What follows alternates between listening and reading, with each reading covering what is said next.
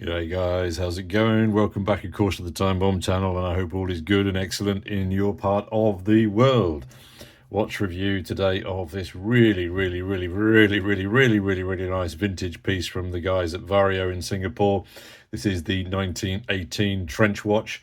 I recently met Michael from My Retro Watches at the watch event here in Birmingham, and he was manning the Vario stand. I had a quick chat with him. Brilliant bloke.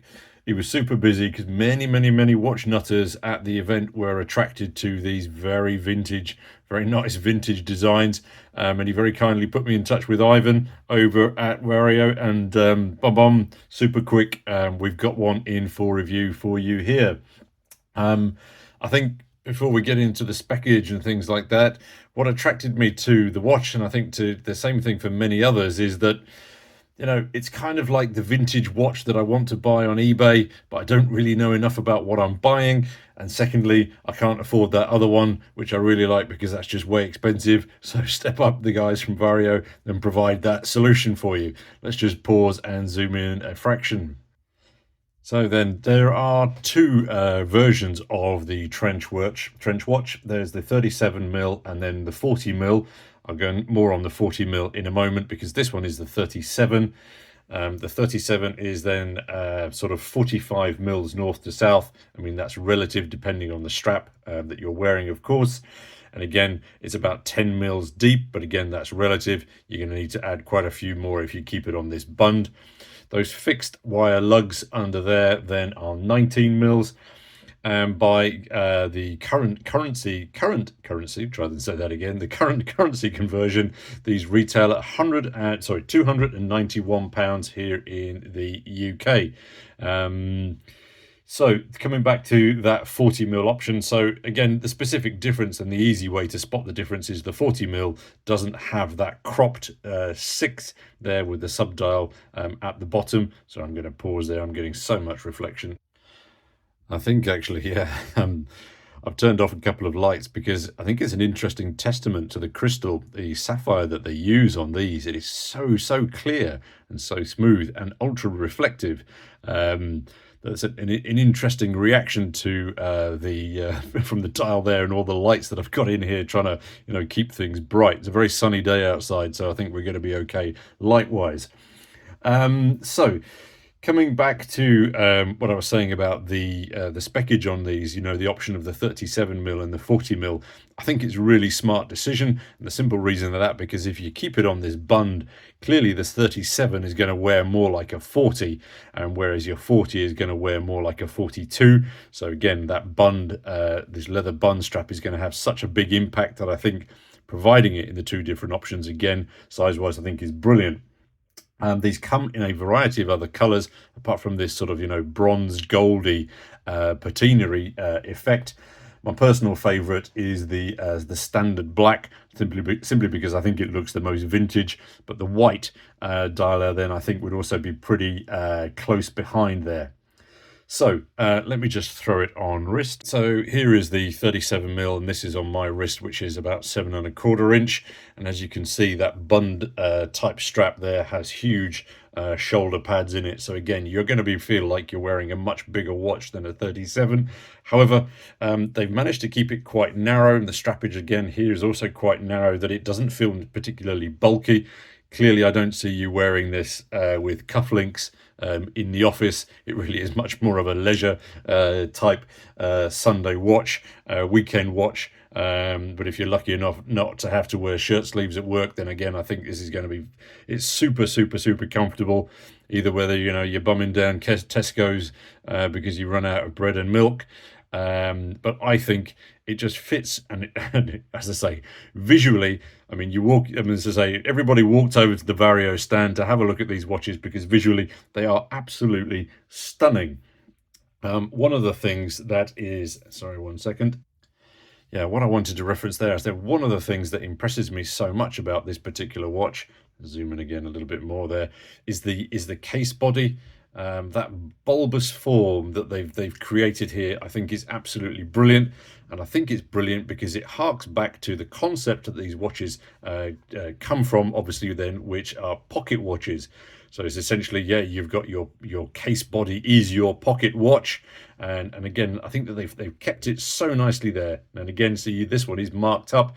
It is obviously a prototype. It's a review watch. It's been pinged around the country, so it is a little bit damaged. New ones clearly will not be, but I'm really okay with the way it is at the moment, as I say, because you can see exactly what you're getting for your money here. As I say, nice lugs attached into there. Very, very, very nice indeed. The inside then, sorry, I was going to say, you can see, you don't need me to tell you, you've got brushing and polishing sort of on that bezel, so a nice little bit of contrast. Importantly, around the back here, then inside we have a gilt version of the Miyota 82S5 automatic. It looks very, very, very classy indeed. However, I'm not sure if I'm going to be able to pick it up on camera. Let me try.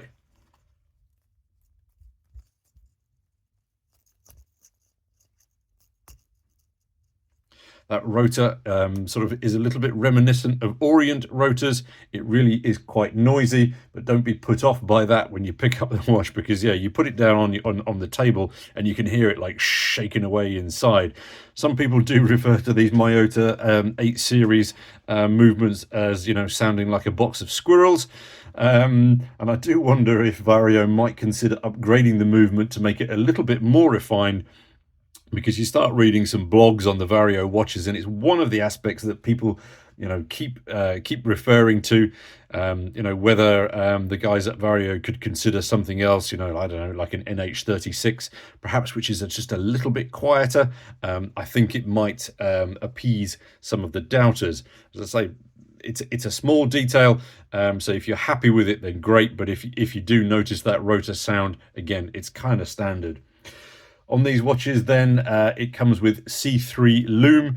It's not quite your old radium, but it is, I think, pleasantly coloured. It has an interesting impact with the digit colours on the dial. It's not a dive watch standard lume, but then again, neither should it be. I think it's more than adequate for your night moves. Around the side here, we then have a signed crown. The position of the crown there at the 415, 420 is an interesting one, slightly unique, but larger fingers may appreciate, putting it perhaps at the 3. For me, I just find simply, release it from the bund is the easiest way to access it. Nice little pop, and again, the action, it's a little on the stiff, sort of grainy, articulated side. So again, perhaps that's another reason why people don't like it massively. I mean, for me, I'm perfectly okay with it. I'm just pointing it out to you. And then that little onion crown there screws back in very nice and comfortably. And then, as I say, when you pop the bund back into here, as I say, just with that piece of leather on the side there, you may find it a little bit fiddly if you've got larger fingers. The leather on the back here is from a company called Crazy Horse, and those guys make belts and wallets, etc., so they're quite well known, and the leather does smell really very pleasantly indeed. And as I say, I think it's going to wear very softly and very comfortably as well, hold that watch. Obviously, due to the fixed lugs, you are going to be looking at NATO's or Flieger styles, but again, that's in keeping with the style of the watch. The historic suggestion is that back in the day, squaddies used to weld wire lugs, well, they probably would have been officers, wouldn't they? Wire lugs onto pocket watches to enable them to strap them onto their wrists, as clearly far easier to check your wrist than fumble around in your waistcoat pocket as you're running down the trench lines. You do get from Vario a huge offering of strap colours to choose from, and to me, the standout from them is that they are chosen very well, those colours, because they're clean, positive colours, but they're nothing too wacky or overpowering, which I think is necessary when you consider how large and dominant the bund style strap is. You want something that isn't going to detract from the beauty of the watch. To me, a vintage watch simply has to, or a vintage inspired watch even, simply has to have the running seconds down there at the 6, and I think it looks very, very nice indeed. Let me see if I can get in a little bit closer. And as you can see there, it sits just below the lip of that enamel dial. Just got that little seconds hand buzzing off around there. I think it's excellent. Sort of almost gilded, digits and hand in there again. Very, very nice. That enamel dial as well, as you can see, I think it just adds to the reflection. I find it outside, it's probably a little bit calmer than it is actually on the inside of the house. Sunlight seems to affect it differently. Inside, the light does bounce off it quite a lot. Little sort of, train track minute track around there, around the edge there again. Cathedraly style hands as well. Lovely pointy needly. Again, very, very retro. The sapphire, again, I was talking about it earlier, it sort of sits just above the corner of that polished edge there. And because they've sort of chopped it as opposed to leaving, big full shoulders, you don't get a massive amount of refraction there, or distortion. So again, it just allows that dial and its digits to shine through more without sort of, again, adding too much interference. I know sometimes we really like the distortion on sapphire shoulders, but here, because they've gone the other way, I think it actually works to its advantage. The case back option as well, I've seen that Vario offer solid case backs. So if you weren't specifically interested in looking at that, you can get an engraving on the back here as well. So again, just nice that you have that choice option there. Where else did I want to go?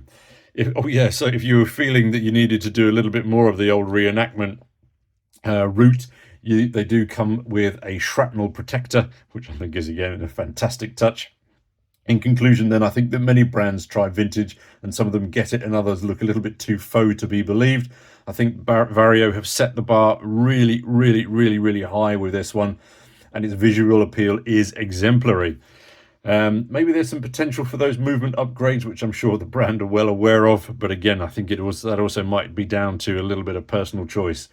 Huge thanks to Ivan from Vario for the lend of this one, and I'm absolutely gutted it has to go back that it's a lender, because I would love to keep it for a little bit longer. As I say, it just is such a contrast to a lot of my other standard watches that I think it looks really very nice indeed. Anyway, my random thoughts as always, guys. Looking forward to hearing your thoughts and comments down below. Thanks as always for your time and for your view.